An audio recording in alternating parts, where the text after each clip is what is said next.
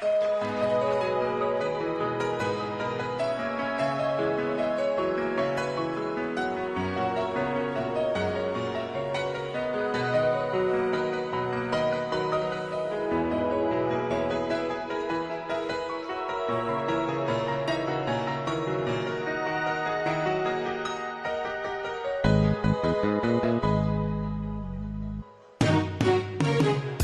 fost visul nostru, iar astăzi s-a împlinit.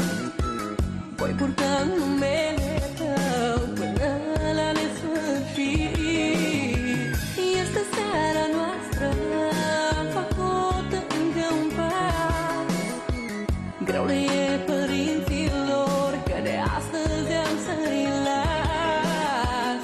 Îmi doresc să ne iubim așa cum s-au iubit și ei.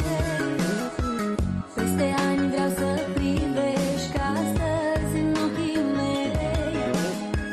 Să-mi spui că mă iubești până la ultima suflare. Fericirea o găsesc numai în brațele tale. De astăzi sunt a ta, trup și suflet cu tine. Azi îți dau mâna mea să-mi dai fericire. Am să văd chipul tău pe soare sau furtună și am să-l mângâi mereu cu inima mea bună. De astăzi sunt a ta, trup și suflet cu tine. Azi îți dau mâna mea să-mi dai fericire.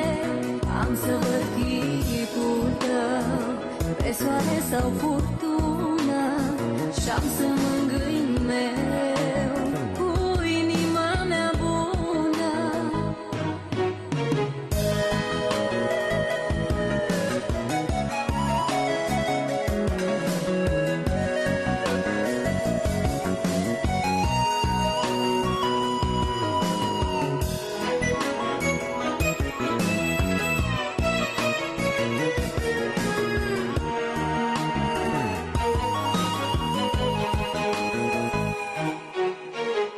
Nu mă satur să-ți privesc ochii plini de fericire.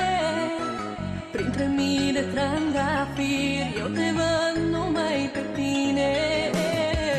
Seara asta n-o să uit de ea, o să-mi fie dor. Peste ani vom povesti ce-am simțit copiilor. Cuvintele nu îmi ajung să-ți arate dragostea. Stai la pieptul meu să simți cum îmi bate inima. Cât de frumoasă este rochea albă de mireasă.